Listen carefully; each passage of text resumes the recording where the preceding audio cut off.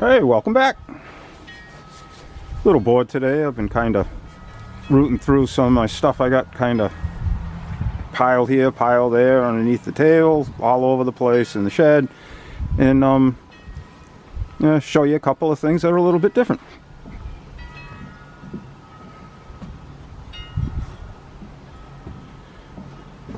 Going to start with, I got a couple of 55 bells here.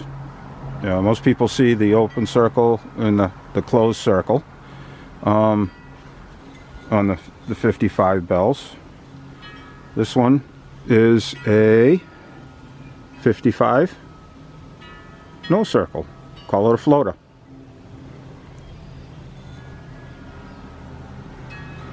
And on the other side has the usual Leslie insignia. Okay, now this one is the only one I've ever seen, and I haven't heard anybody else except for the person that I got this off of that said they have ever seen a square 55. But there you have it, folks, square 55. And no Leslie marking on the other side. And the other thing about this bell facing away from you, the 55 is on the right hand side, and most bells, including this 55 facing away from you, is on the left hand side. Casting a shadow here. So the 55 square is even on the opposite side than where they usually put the numbers. Okay.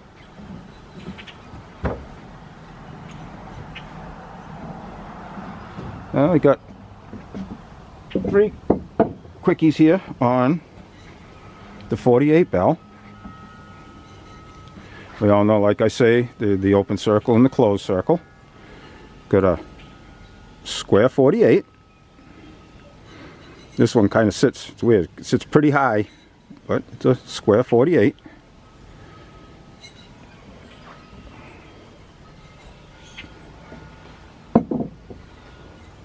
This one has the Leslie marking with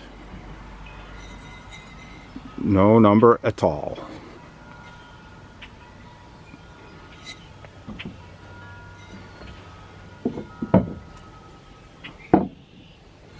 And this one has the floating 48 and no circle, no square.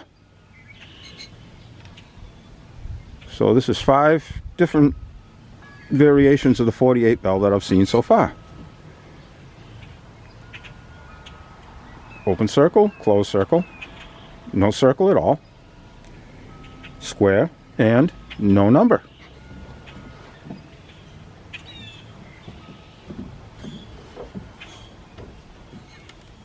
Okay, I'll show you a little repair job me and my friend did. He did a really nice job on this manifold. Set that down here for a second. Okay, here is the piece that we cut off. As you can see, it's just kind of boogered up. They used just chunks or whatever. They weren't very good at squaring it up. This thing took a bend big time, and they just Mickey Mouse fixed it to get by. I had another piece of manifold and cut this one off.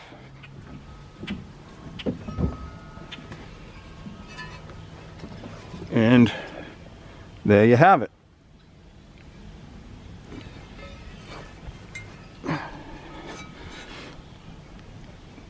I think it came out pretty good. And it's hard to hold it perfectly straight.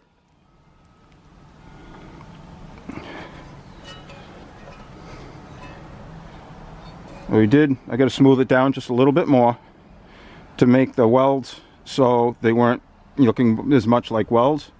Is used a pneumatic needle gun and just hammered them around a little bit and tapped them around a little bit.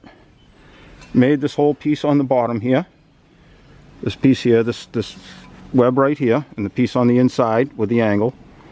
That was taken, one piece was that, and I cut out the piece of aluminum plate to make the inside piece for that, because the other one was destroyed. And the reason I wanted to do a really nice job on this one is it's stamped 58. And it's got a 3 in the middle of it. I don't know what the 3's doing in there, but according to the stamp, it's a 58 manifold. It's got the R stamped in it. R stamped in it.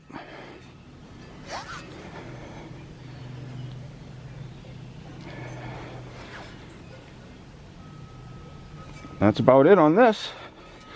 Now I got a 1958 manifold that's really good for being as bent as it was. Okay, one more thing here. We had two busted up the high 3-chime manifolds, and I took some bits and pieces here, and now we have a 4-chime manifold.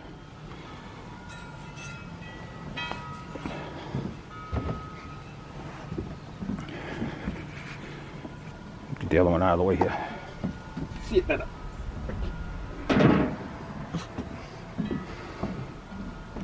This is going to be the manifold for my S4T.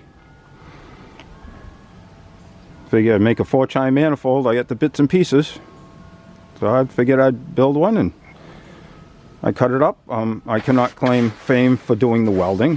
Gregg Cotter at Cotter Machine here in Buzzards Bay is probably the best welder I've ever met in my life. I know how to TIG, I know how to MIG, but I don't come close to him. Yeah, you should see his beautiful work. Got a couple other things going to be heading to him pretty soon.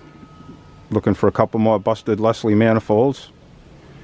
I want to build a couple more creations, I guess you could say.